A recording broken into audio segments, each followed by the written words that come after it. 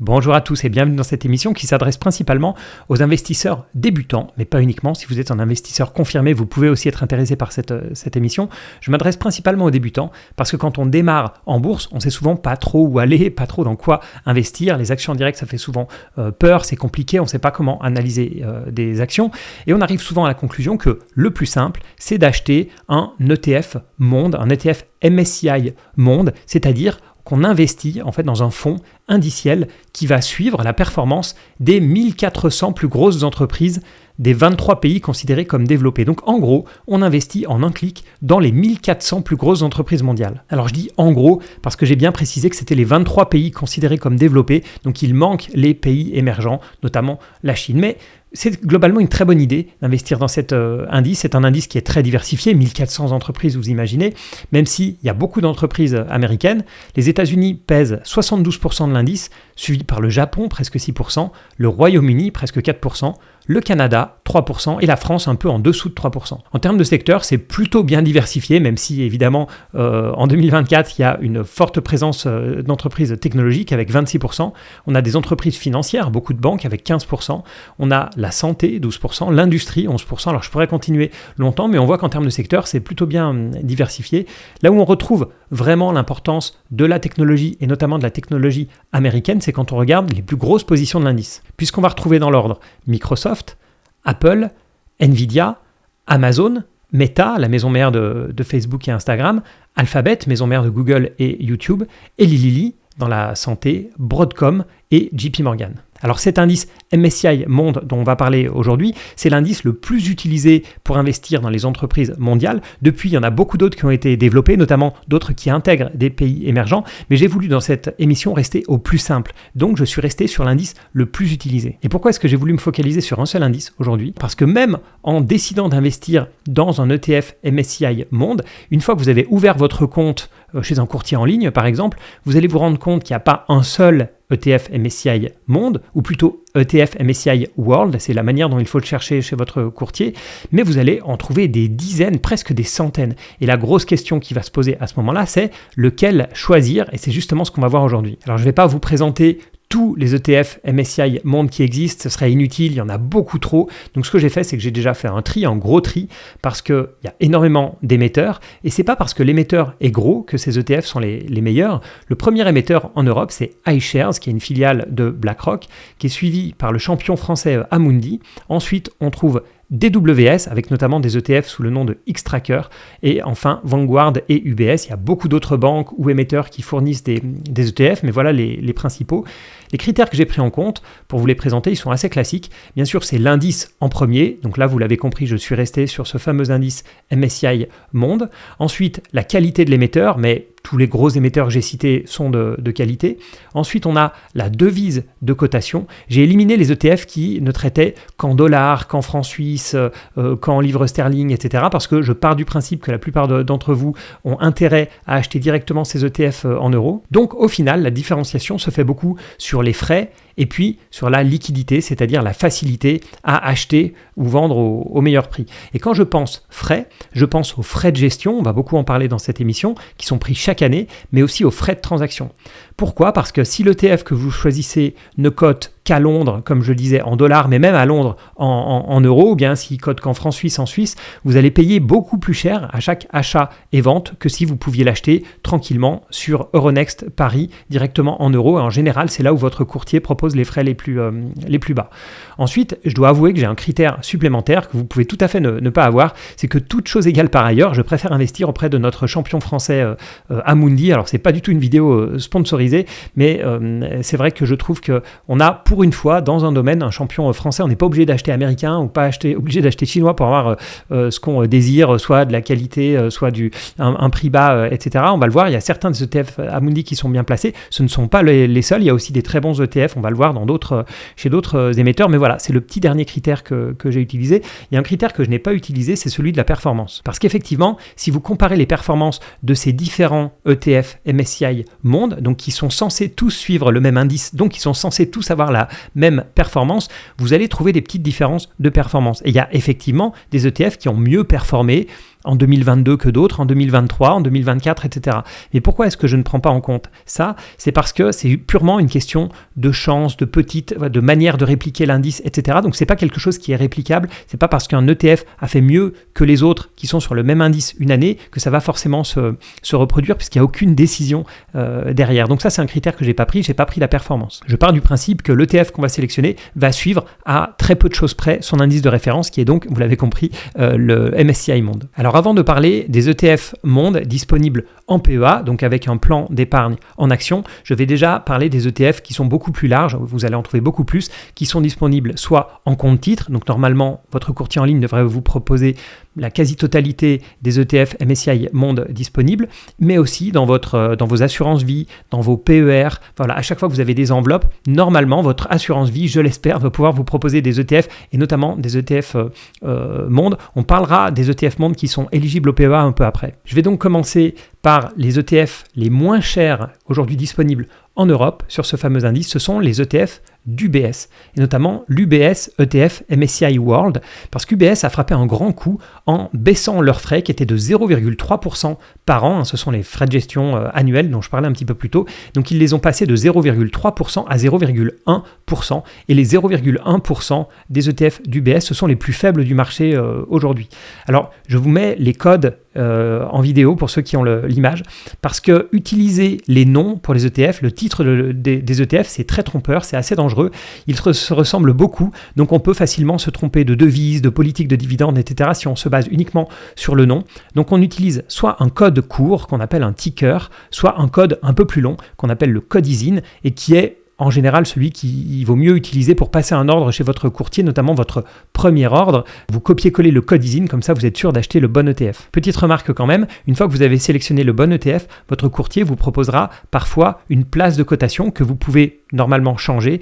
Donc les ETF sont souvent cotés sur plusieurs places de marché, c'est-à-dire qu'ils sont cotés sur, par exemple, Euronext Paris, Euronext Amsterdam, mais ils peuvent être cotés aussi à la bourse italienne, suisse, allemande, la bourse londonienne aussi. Je vous conseille de prendre à la fois la bourse qui est la plus liquide et la bourse qui est la moins chère du côté de votre courtier. C'est pas toujours le cas, donc c'est là où je parlais du champion français Amundi. L'avantage aussi de prendre un émetteur qui est français, c'est qu'il y a beaucoup de titres qui sont disponibles sur la place de Paris et qui sont aussi très liquides sur la place de Paris, mais on verra les ETF pour lesquels ça pose un problème ou non. Revenons donc à nos fonds UBS.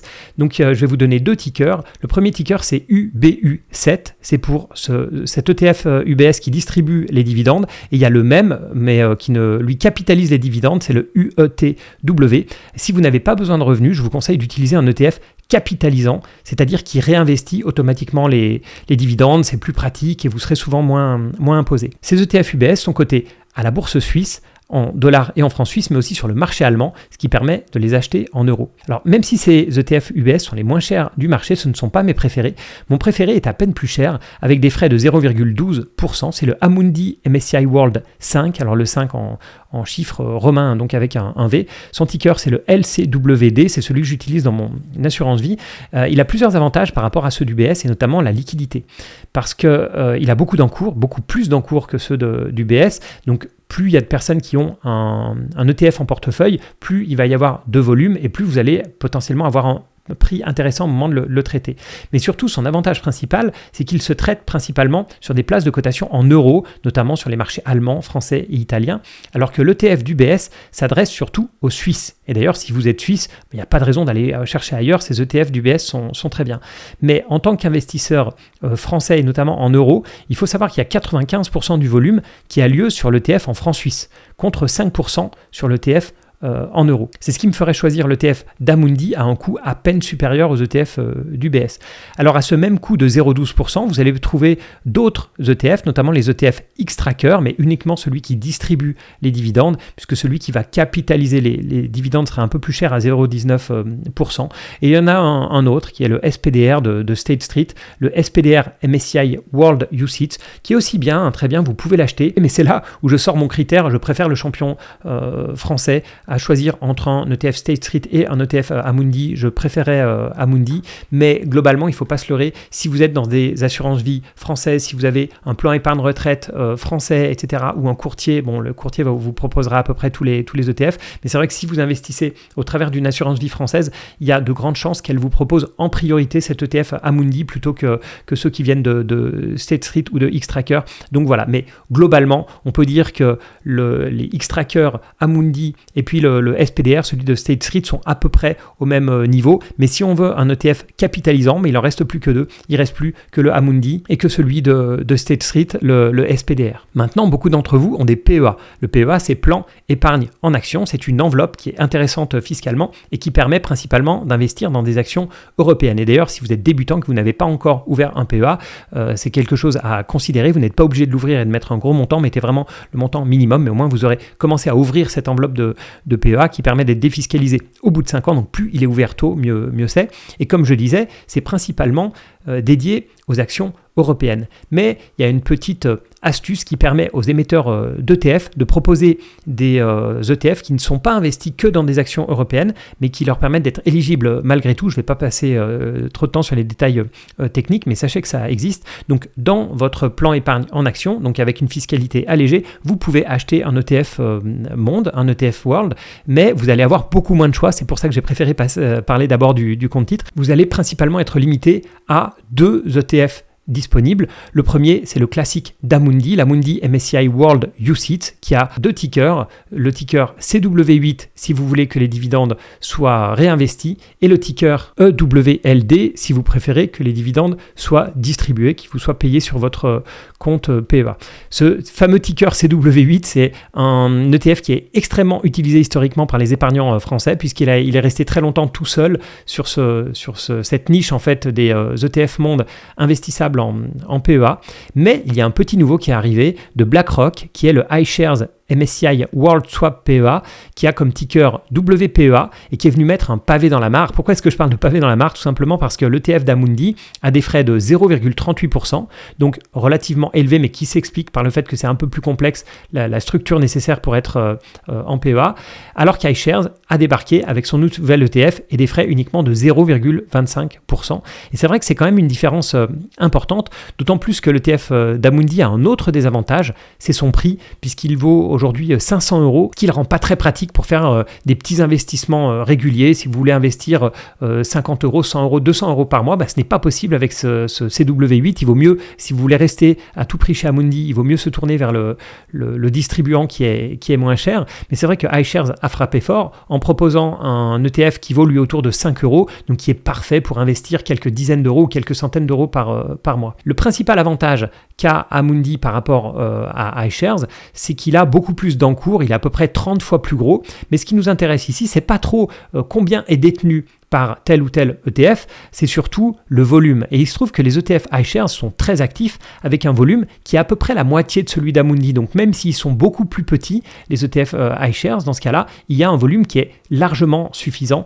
Donc pour le PEA, mon gagnant, mon préféré en tout cas, ce serait celui d'iShares, donc avec le ticker WPEA. Alors à noter qu'il existe d'autres ETF disponibles sur cet indice. On n'a pas uniquement des MSCI Monde, soit qui distribuent les dividendes, soit qui ne les distribuent pas, et puis en fonction des devises, vous pouvez tomber sur des ETF un petit peu différents qui ont le mot en général hedged, qui veut dire couvert, et ce sont des ETF qui proposent des performances couverts en change, c'est-à-dire que vous allez avoir exactement la performance de l'indice américain, mais aucun impact du taux euro-dollar. Mais il faut l'avouer que ces ETF sont beaucoup moins utilisés, donc vu qu'ici c'est une vidéo principalement destinée aux débutants, je préfère ne pas parler de ça pour le moment. Et justement, un point important, c'est qu'en tant que débutant, quand on tombe sur ces dizaines, centaines, milliers d'ETF disponibles, on a toujours ce stress de ne pas choisir le bon, parce qu'on a, comme je l'ai dit, des dizaines d'émetteurs, on a capitalisant, distribuant, les différentes devises, les différentes places de marché, etc. C'est couvert en change ou pas, c'est extrêmement compliqué, on a toujours peur de se tromper.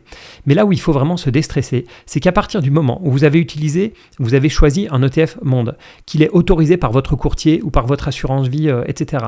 Le reste, ça reste malgré tout du détail, c'est-à-dire qu'il soit capitalisant ou non. Le pire qu'il puisse se passer, c'est que vous vouliez réinvestir les dividendes et il se trouve qu'ils vont tomber sur votre compte. Soit vous les réinvestissez vous-même, problème, soit vous pouvez tout simplement vendre l'ETF et racheter celui qui vous intéressait au départ. Et cette question des frais, oui, bien sûr, comme on pense principalement à long terme, on investit pour 5 ans, 10 ans, 20 ans, on essaye de regarder les petites différences alors entre 0,6, 0,10, 0,12, 0,20, etc., lequel est le moins cher.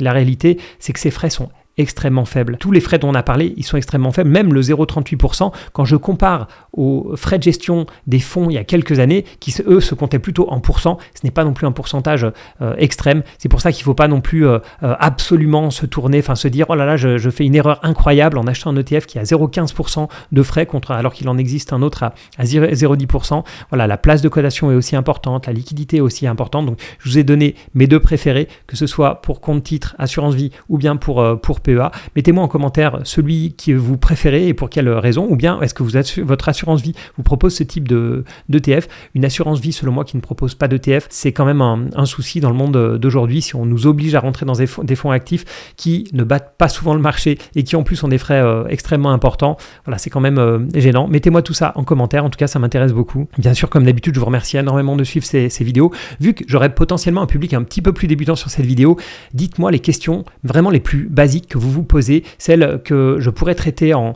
vidéo. Ça m'intéresse beaucoup parce que j'ai l'impression parfois de faire des vidéos un petit peu trop techniques. Pourtant, j'essaye de balancer des vidéos plus techniques, moins techniques, etc. Mais j'ai l'impression que je me laisse souvent embarquer par le vocabulaire boursier qui est parfois un petit peu technique sans m'en rendre compte. Donc voilà, n'hésitez pas. Si vous avez des vidéos spéciales débutants que je peux faire, ce serait vraiment avec plaisir. Merci encore donc pour votre fidélité et à bientôt.